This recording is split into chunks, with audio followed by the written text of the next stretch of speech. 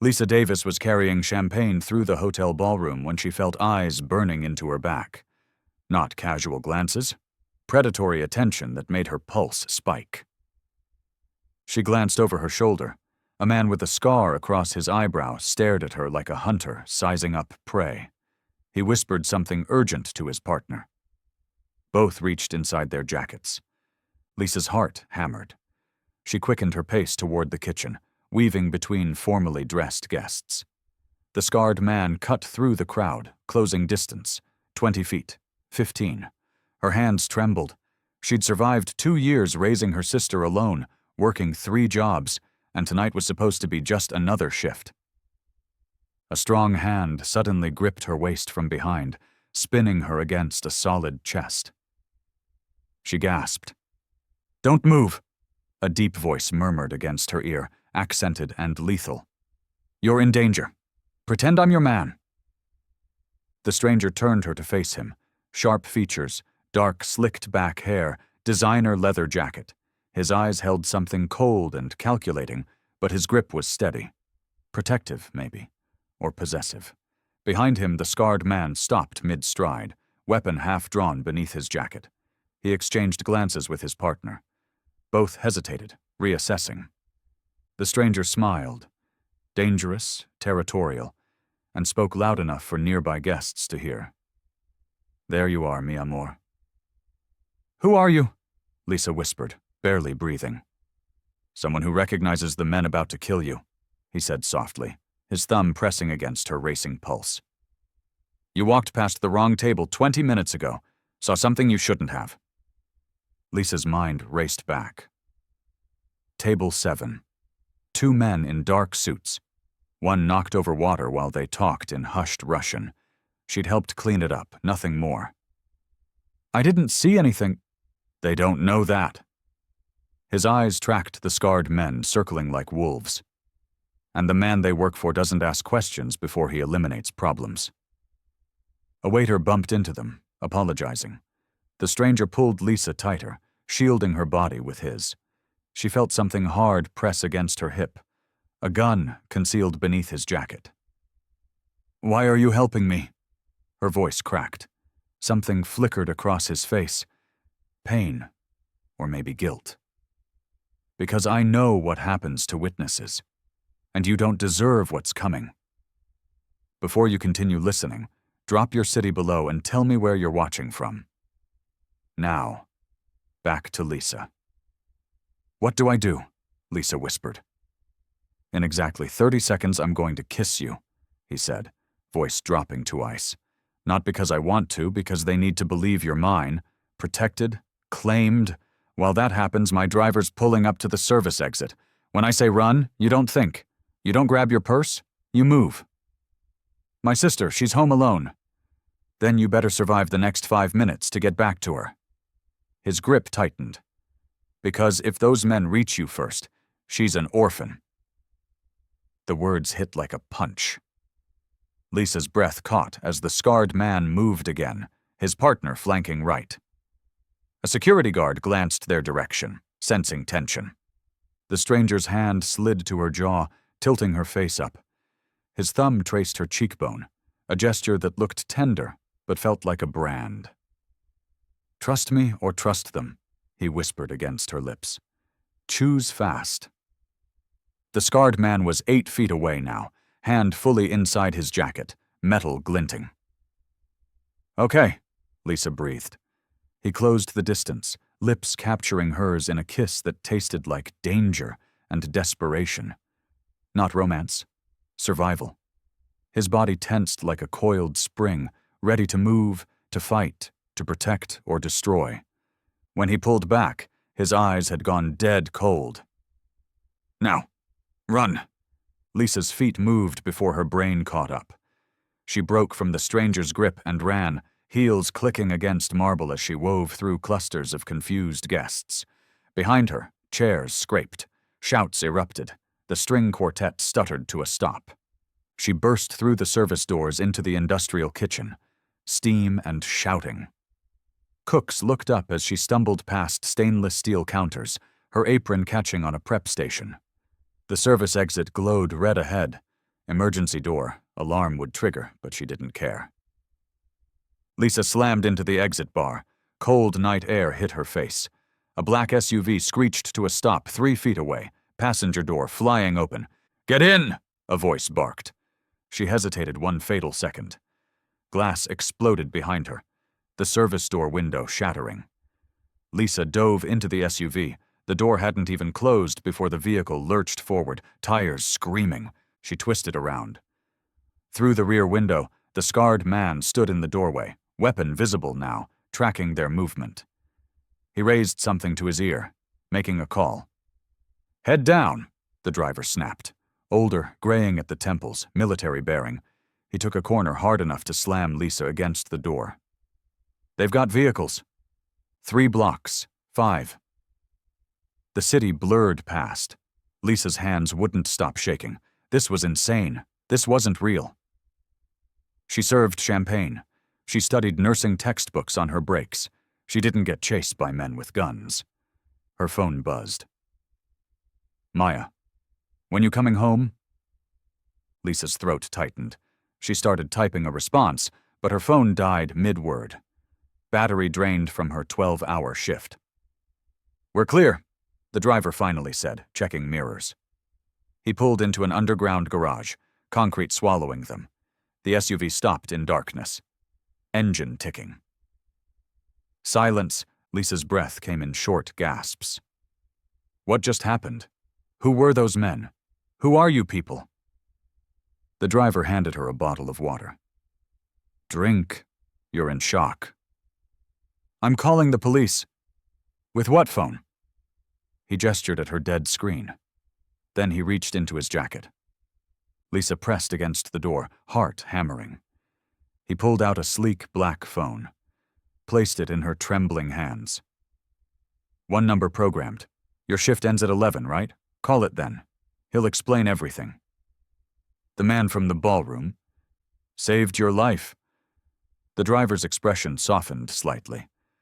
"Those men weren't there for the party, miss. They were there for a transaction." "You saw something. Doesn't matter if you remember it or not. They think you're a witness." Lisa stared at the phone. The screen glowed. One contact. No name, just a number. "What am I supposed to do until 11? "Go back inside. Finish your shift like nothing happened." He saw her expression. "You run now. You confirm their suspicions. You disappear. They go after anyone connected to you. Your sister, your friends, everyone." Maya. Lisa's hands clenched around the phone. "He'll keep you safe," the driver continued, "but you have to trust him. Can you do that?" Lisa looked at the black phone. At this stranger who'd pulled her from death, at the concrete walls boxing her in. She thought about Maya waiting at home, about the nursing program application on their kitchen counter, about every sacrifice she'd made to build a normal life.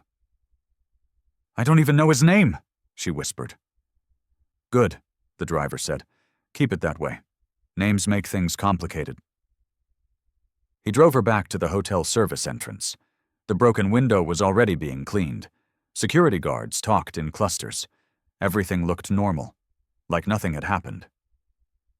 Lisa tucked the phone deep into her apron pocket, took a breath, walked back inside.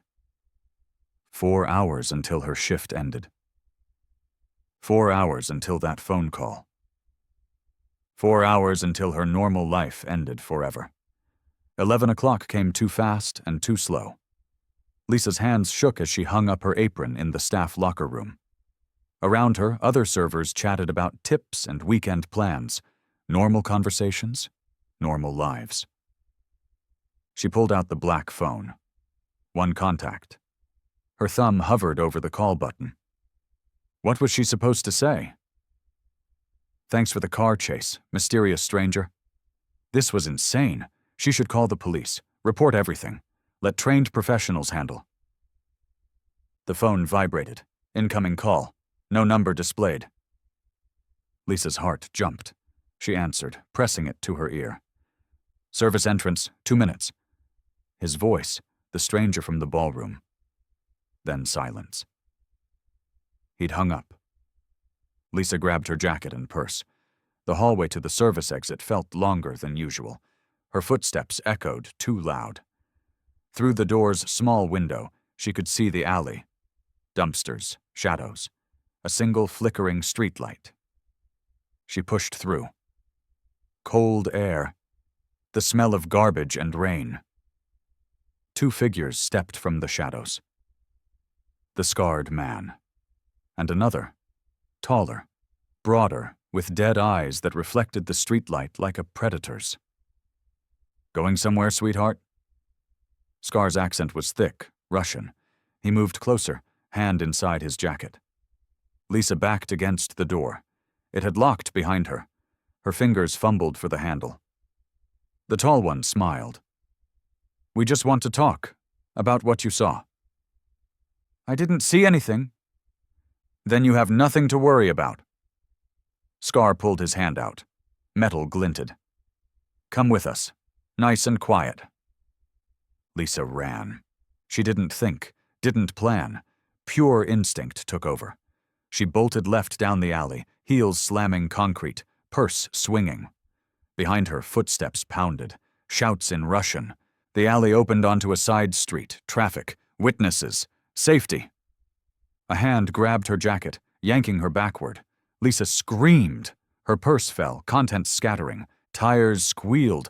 Headlights flooded the street. A black SUV rocketed toward them, so fast Lisa thought it would crash. The scarred man cursed, releasing her. The passenger door flew open while the vehicle was still moving. "Get in, now!" A different voice. Not the stranger, someone else. Lisa dove for the open door. Strong hands grabbed her arms, hauling her inside. The door slammed.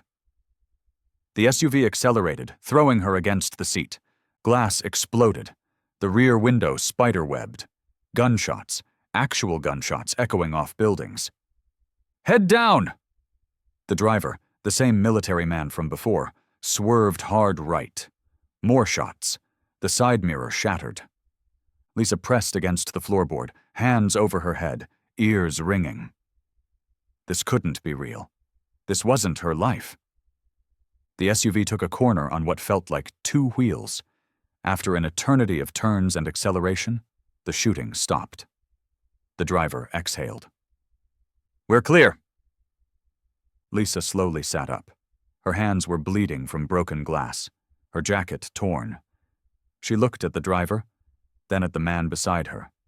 Younger, muscular, with kind eyes that didn't match the gun holstered at his hip. "What the hell is happening?" Her voice cracked. "Who are you people? Why are they trying to kill me?" The passenger turned. "I'm Marcus, and those men work for someone who doesn't leave witnesses." "Witnesses to what? I served drinks." "You walked past a flash drive exchange," a new voice said. Lisa twisted around. The stranger from the ballroom sat in the back row, half hidden in shadow. His leather jacket was gone. Now he wore all black, tactical gear visible beneath an open coat. "A flash drive containing shipping routes," he continued, voice cold and even. "For a trafficking operation moving through this city.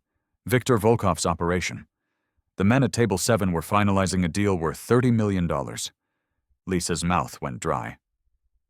"I didn't see any flash drive." "Doesn't matter." He leaned forward into the dim light. "Victor's enforcer, the man who just shot at you, reported a witness. That makes you a liability, and Victor eliminates liabilities." "So call the police. I'll tell them I didn't see anything." "You think Victor cares about your testimony?" His eyes were hard. "You're marked. The only question now is whether you survive the next 48 hours." The penthouse was all glass and steel. Floor-to-ceiling windows overlooking the city. Marble floors. Furniture that cost more than Lisa made in a year. It felt like a cage dressed up as luxury. "I need to go home." Lisa stood in the center of the living room, arms wrapped around herself. "My sister's alone. She doesn't know where I am." "Your sister's not alone." The stranger moved to a laptop on the kitchen island, typing quickly. "And you're not going anywhere near your apartment." "You can't keep me here." "Watch." He turned the screen toward her. Security footage. Black and white. Her apartment building's entrance. Timestamp, 10:47 p.m., right when she'd been running through that alley. Two men approached. Not the scarred man, but others. Same cold efficiency. They bypassed the main door, picked the lock like professionals. Disappeared inside. Lisa's blood turned to ice. "Maya?" Wasn't there. He clicked to another feed. "I had people watching your building since the ballroom. My team got her out 20 minutes before Victor's men arrived." "You had people watching?" Lisa's voice rose. "You don't get to make decisions about my sister. Where is she?" "Safe. With a family I trust. Ex-military. They have 2 daughters her age. She thinks it's a sleepover because of a gas leak at your building." "A gas leak?" Lisa's hands balled into fists. "You kidnapped my sister. I saved your sister." His voice went hard. "Those men weren't coming to leave a message, Lisa. They were coming to take leverage. Maya would have been in a warehouse by midnight, and they would have sent you pieces of her until you told them everything you know." The words hit like a physical blow. Lisa's knees went weak. She sank onto the leather couch, hands shaking. Maya. Sweet, innocent Maya, who still slept with a nightlight, who'd already lost their mother, who depended on Lisa for everything. "I want to see her," Lisa whispered. "Not safe, not yet." He sat across from her, elbows on his knees. "Victor's watching for exactly that move. You go anywhere near her, you lead them straight to her." "Then what am I supposed to do? Just sit here?" "Yes." "For how long?" "Until I fix this?" Lisa looked up, really looked at him for the first time since the ballroom. Sharp features, dark eyes that held too many secrets, military bearing beneath the expensive clothes. This wasn't just some random good Samaritan. "Who are you?" she demanded. "And don't give me some cryptic answer. You know where I live. You know my sister's name. You have surveillance on my building and ex-military families on speed dial. So who the hell are you?" Something flickered across his face. "Someone who's seen what Victor does to witnesses." "That's not an answer." "It's the only one you're getting tonight." Lisa grabbed the black phone he'd given her. If he wouldn't tell her, she'd find out herself. She opened the browser, typed his description into Google, along with keywords. Mafia Boss leather jacket city docks. Results flooded the screen. Eduardo Eddie Gonzalez. Suspected organized crime connections. Control of the eastern waterfront. Multiple investigations, no convictions. Known for being untouchable. Lisa scrolled further. Found older articles. A sister, Elena Gonzalez, disappeared 8 years ago. Presumed dead. Human trafficking suspected. She looked up. He was watching her, expression unreadable. "You lost someone," Lisa said quietly. "To Victor." His jaw tightened. "Get some sleep. We'll talk in the morning." "Eddie dash dash." "Don't." He stood, heading for the door. "Don't try to figure me out. Don't try to make this about redemption or saving you because you remind me of her. I'm helping you because Victor needs to be stopped, that's all." He left. The door clicked shut. But Lisa saw the truth in his eyes before he'd turned away. She did remind him of Elena. And that terrified her almost as much as the men with guns. 3 days felt like 3 weeks. Lisa paced the penthouse like a caged animal, counting the hours between Eddie's visits. He came twice a day, morning with breakfast, evening with updates, always professional, always distant. "Victor's men hit 2 more locations," Eddie said on day 3, setting down Chinese takeout. "A coffee shop you used to work at. Your bank branch. They're mapping your entire life." Lisa's appetite vanished. "And Maya?" "Still safe. I talked to her an hour ago. She thinks you're on a work training trip." He pulled out his phone, showed her a photo. Maya grinning with 2 other girls playing video games. Lisa's throat tightened. She looks happy. She is, which is more than she'd be if Victor found her. Eddie pocketed the phone. Eat something. You barely touched lunch. Hi. Hard to have an appetite when assassins are hunting you. You get used to it.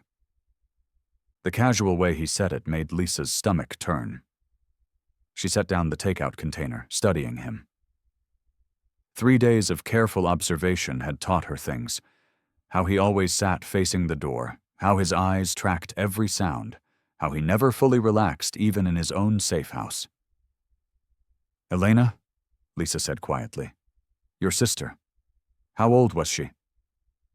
Eddie's expression went carefully blank. That's not relevant. You're protecting me because of her. That makes it relevant. I'm protecting you because Victor needs to be stopped.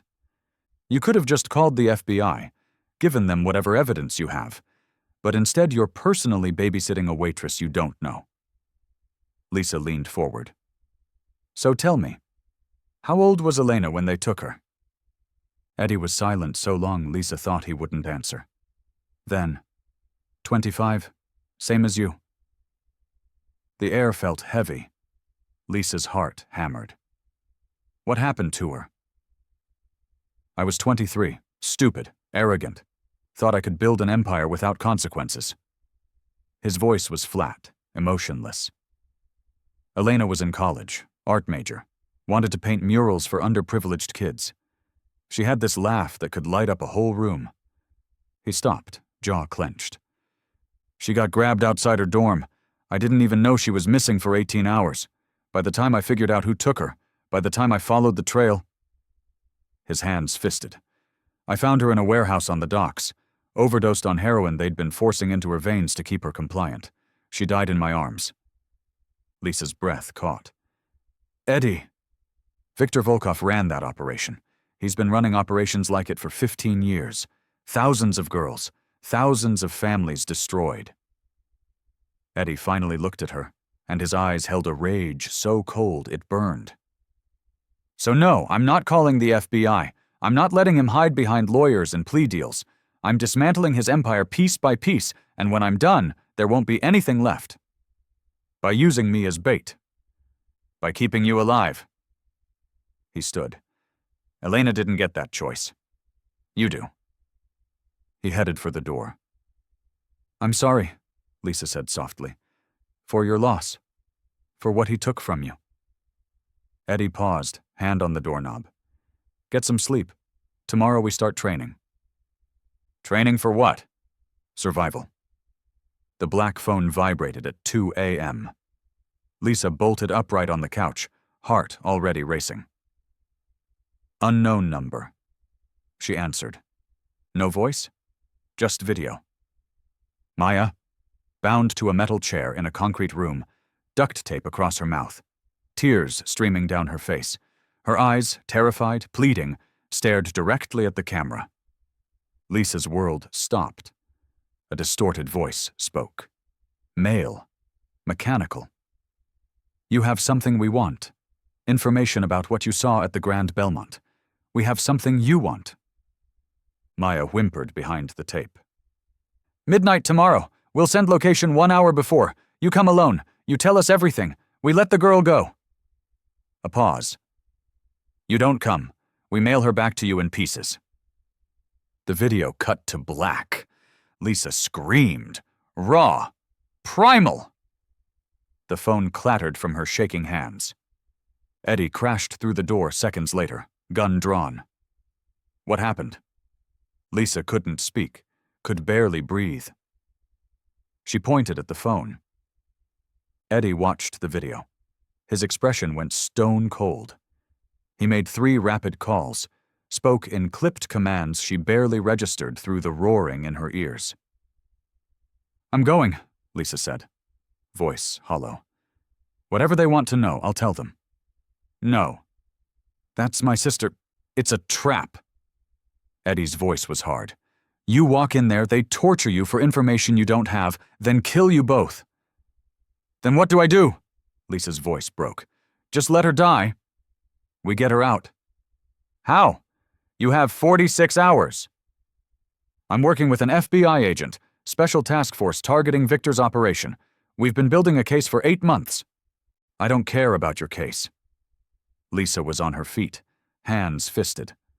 That's Maya in that chair. She's 16. She still sleeps with her childhood teddy bear. She's terrified and alone, and I'm the only family she has left. And if you go in there untrained, you both die. Is that what you want? If I don't go, she dies anyway. Eddie grabbed her shoulders. Listen to me. Victor does this. He takes someone you love and uses them to draw you out. It's his favorite play, but he's also arrogant. He won't kill her before midnight. She's worthless to him dead. 46 hours. Is enough time to train you, teach you basics, plan an extraction. His grip tightened. But only if you trust me. Can you do that? Lisa looked at his eyes, saw the same desperation she felt reflected back. He'd lost Elena. He knew exactly what was at stake. What if we fail? She whispered. We won't. How can you promise that? Because I've already failed someone I loved.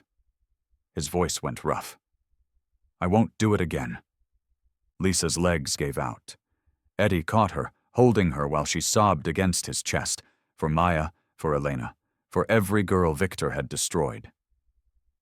When she finally pulled back, her tears were gone, replaced by something harder, colder. Teach me, she said. Teach me everything. Eddie nodded. 46 hours. We start now. He led her to a door she'd never noticed. Behind it, stairs descended into darkness, into whatever she'd have to become to save her sister.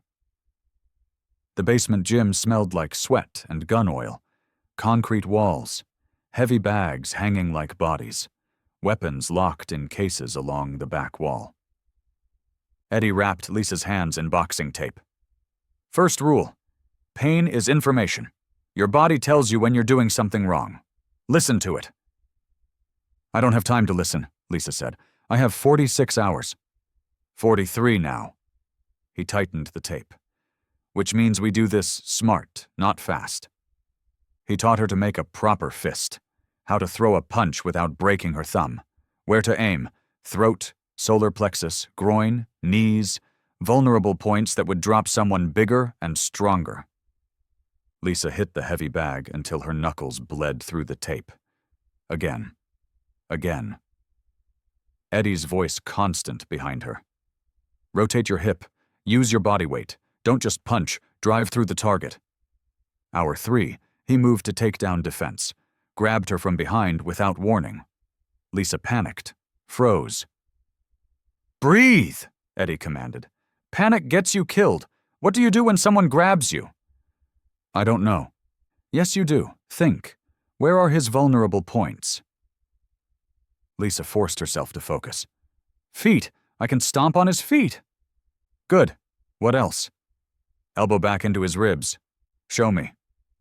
She did, Eddie grunted, released her. Again. They drilled until muscle memory replaced thought. By hour 6, Lisa was moving on instinct. Break, Eddie said, tossing her a water bottle. 15 minutes. Lisa collapsed against the wall, every muscle screaming. Eddie sat beside her, close enough she could feel the heat radiating from him. Why'd you drop out of nursing school? He asked quietly. Lisa blinked at the subject change. Mom got sick. Someone had to work. By the time she died, Maya needed stability more than I needed a degree. You could go back after this. If I survive? You will. He said it like fact, not hope. You're tougher than you think. I don't feel tough. I feel terrified. Good. Fear keeps you sharp. Eddie looked at his scarred knuckles. I was 20 when I threw my first real punch. Some kid disrespected Elena at a party. I broke his jaw, felt powerful, felt like I could protect her. But you couldn't. No. His voice went rough. All that power, all those connections, useless when it mattered most. Lisa's hand found his. Squeezed. You're protecting me now. That matters. Eddie looked at their joined hands like he didn't know what to do with the contact. Then his fingers tightened around hers. Just for a moment.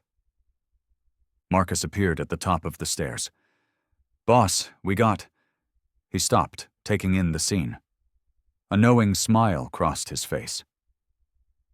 "Am I interrupting?" "No," Eddie said too quickly, releasing Lisa's hand. "Right." Marcus descended, that smile still in place. "Just saying, I've worked for you 6 years. Never seen you personally train anyone, not even your own guys." "She's different," Eddie said. "Yeah, I can see that." Marcus winked at Lisa. "He's gone soft on you. 3 days ago he would have let you figure out combat yourself." "I haven't gone soft?" "You gave her Elena's room, the one you haven't let anyone touch in 8 years. Marcus's expression turned serious. "Just saying, boss. Maybe this time it's not just about revenge." Eddie's jaw clenched. "Weapons training, now!" He stalked toward the gun cases. Lisa watched him go, her hand still warm from his touch. Marcus leaned close. "For what it's worth, I'm glad he found you. Man's been dead inside for 8 years. You're the first thing that's made him feel alive again." "We're just—" "Sure you are." Marcus smiled. "Come on, let's teach you to shoot." Agent Morrison arrived at midnight, tall, black woman with FBI credentials and eyes that had seen too much. She spread blueprints across the dining table. Warehouse district, waterfront property, red X marked the building. 16 confirmed hostiles, Morrison said. Rotating patrols every 20 minutes. Sniper positions on the roof. Victor's not taking chances. Eddie studied the blueprints. Waterfront access? Loading dock, east side. Single guard position, but it's exposed. You'll have maybe 90 seconds before backup arrives. That's enough. Eddie traced the route with his finger. We go in here. My crew creates noise at the main entrance. Explosives, gunfire, chaos. Pulls their attention north while we breach south. It's still a suicide mission, Morrison said flatly. Even with a diversion, you're looking at 8-to-1 odds inside. Then give me better options. There aren't any. We can't get a warrant in time, and without solid evidence linking Victor to the kidnapping, we can't move officially. Morrison's jaw tightened. I'm risking my career even giving you this intel. And I appreciate it. Appreciate it by staying alive. Morrison looked at Lisa. You sure about this?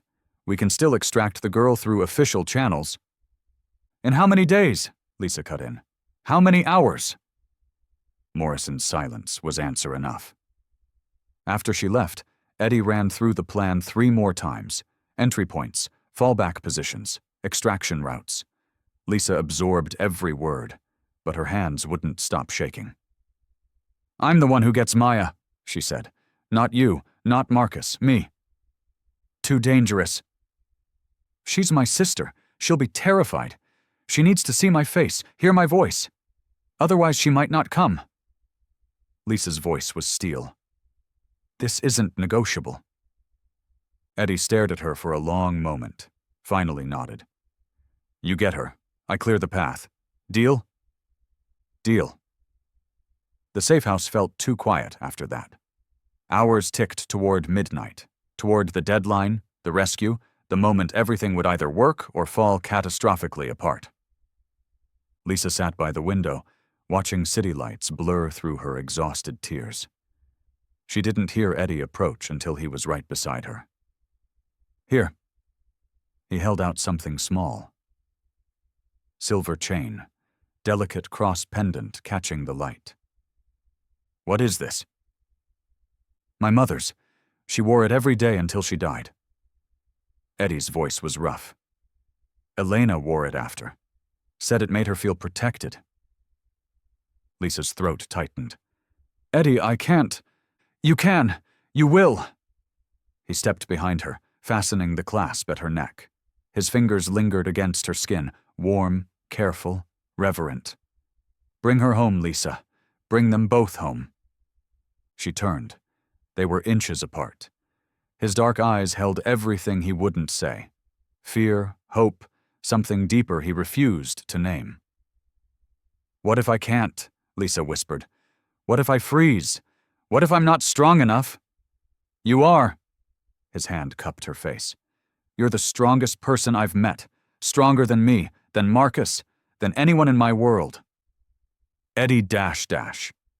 He kissed her. Soft. Desperate. Like a man drowning and she was air. Lisa melted into him, hands fisting in his shirt, tasting fear and promise and goodbye. When they broke apart, her forehead rested against his. "Come back to me," Eddie breathed. "Both of you. Promise me. I promise." Neither of them believed it. The explosions lit up the night at exactly 2:03 a.m. Orange fireballs blooming against the warehouse's north side. Shouts, gunfire, chaos. Eddie and Lisa hit the waterfront entrance 90 seconds later. The guard turned toward the noise. Eddie's suppressed pistol coughed twice. The man dropped silently. They moved through darkness, hand signals only. Lisa's heart hammered so hard she thought everyone could hear it. The weight of the gun Eddie had given her felt wrong in her hands. Foreign. Deadly.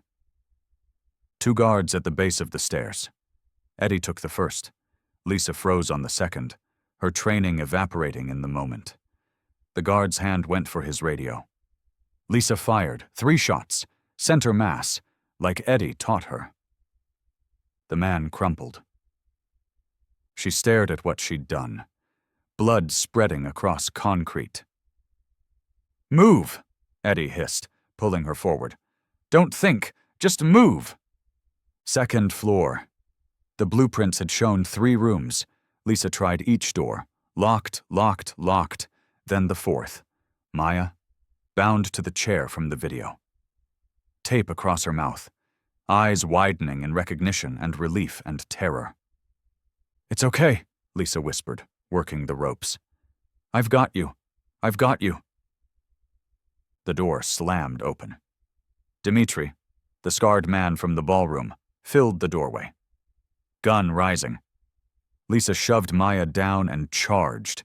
Everything Eddie taught her flooded back. She went low, inside his guard, elbow to his ribs, knee to his groin. He grunted, stumbling. His gun clattered away. He backhanded Lisa across the face. Stars exploded. She tasted blood but stayed on her feet. He came at her again, bigger, stronger, trained. But Lisa was faster, desperate. She grabbed a metal pipe from the floor and swung. It connected with his temple. Once. Twice. He collapsed. "Lisa," Maya sobbed behind the tape. Lisa freed her sister, pulling her close. "We're leaving. Stay close to me. Don't look at anything. Just run." They emerged into the hallway. Gunfire echoed from somewhere above. The 3rd floor office. Eddie. "Get her out," Lisa told Maya. "Fire escape at the end of the hall. Marcus is waiting at the bottom." "You're coming!" "Go." Lisa ran toward the stairs, toward the gunfire, toward Eddie. She burst into the office. Viktor Volkov stood behind a massive desk, older, silver-haired, wearing a $1,000 suit like he was attending a business meeting, not a war. Eddie faced him, gun raised. "Your sister begged," Viktor said conversationally. "At the end. Called your name. You never came." Eddie's hand trembled. "I came too late." And now history repeats. Viktor's gun appeared from beneath the desk. He fired first. Eddie's shoulder exploded red. He staggered, his own shot going wide. Viktor aimed for Eddie's head, smiled. Lisa didn't think, didn't breathe, just raised her weapon and fired. Viktor jerked backward. Red bloomed across his chest. He looked down at the wound, almost curious, then collapsed. The gun fell from Lisa's hands. She stared at Viktor's body, at the life draining from his eyes, at what she'd done. "Lisa." Eddie's voice, pained. He was on his knees, blood soaking his shirt. She moved on autopilot, pressed her hands against his wound. "Stay with me." "Please," Stay with me." "You saved me," he breathed. "I killed someone." Her voice broke. "I killed—" "You survived." Eddie's hand covered hers. "That's all that matters." Sirens wailed in the distance, Morrison's backup arriving. They'd won. But Lisa knew, staring at her blood-soaked hands, nothing would ever be the same. Viktor Volkov survived. 3 surgeries. Federal custody. Agent Morrison brought Lisa the news 2 weeks after the warehouse. Viktor was talking, giving up his entire network in exchange for life imprisonment instead of death penalty. 43 arrests across 6 states. Hundreds of victims identified. Trafficking routes dismantled. Eddie's deal came through a month later. 6 years in medium-security federal prison. Parole possibility in 4. He'd traded everything he knew about organized crime in the city. Names, accounts, operations. The FBI called it the biggest organized crime takedown in a decade. Lisa called it the end of one nightmare and the beginning of another. Therapy helped. Dr. Chen specialized in trauma. Listened as Lisa unpacked the weight of taking a life, even one that deserved it. The nightmares came less frequently. Her hands stopped shaking when she heard loud noises. Maya was stronger than either of them expected. "You saved me," she said simply, when Lisa finally broke down and confessed everything. "That's all that matters." They moved to a new apartment. Started over. Maya threw herself into school, made new friends, started talking about college. Some nights Lisa would hear her crying through the walls, but mostly her little sister smiled. The nursing school acceptance letter arrived in March. Full scholarship, books, living expenses, housing stipend. "Anonymous donor," the financial aid office said when Lisa asked. She knew. Marcus confirmed it with a wink when she cornered him at a coffee shop. "Boss wanted you to have options. Said you'd earned them." 6 months after the warehouse, Lisa drove 3 hours upstate to the Federal Correctional Facility. Gray walls, chain-link fences, guards who processed her through metal detectors and pat-downs. The visiting room was all beige and fluorescent lights. Rows of tables with clear dividers down the center. Inmates in blue jumpsuits on one side, visitors on the other. Eddie sat waiting. Prison had changed him. Leaner, harder, but his eyes were the same. Dark, intense, seeing everything. Lisa sat across from him, placed her hand flat against the glass partition. Eddie's hand mirrored hers on the other side. Not touching. Never touching. But close enough. "Maya's doing well," Lisa said. "Straight A's this semester. She wants to study psychology." "Good, that's good." Eddie's voice was rough from disuse. "And you?" "Second year of nursing school, top of my class." Lisa smiled. "Turns out I'm good at emergency medicine. Wonder where I got that experience." He almost smiled. "You look happy." "I'm getting there." Lisa's fingers pressed harder against the glass. 4 years isn't forever, Eddie. It's a long time. I've waited for harder things. Worked for impossible things. She met his eyes. "I can wait for you." "Lisa." "I'll be here," she said firmly. "Every month, every visit they'll allow. When you get out, I'll be the first person you see." Something broke in Eddie's expression. The walls he'd built crumbled. "I don't deserve that." "Neither of us deserved any of this, but we survived it. Together." Lisa's throat tightened. "You gave me my sister back. You gave me a future. Let me give you something worth coming back to." Eddie's eyes shone. He pressed his forehead against the glass. Lisa mirrored him. "You gave me something worth waiting for," he whispered. Their hands remained pressed together. Glass between them, years ahead of them. But in that moment, 2 broken people found something neither expected: redemption.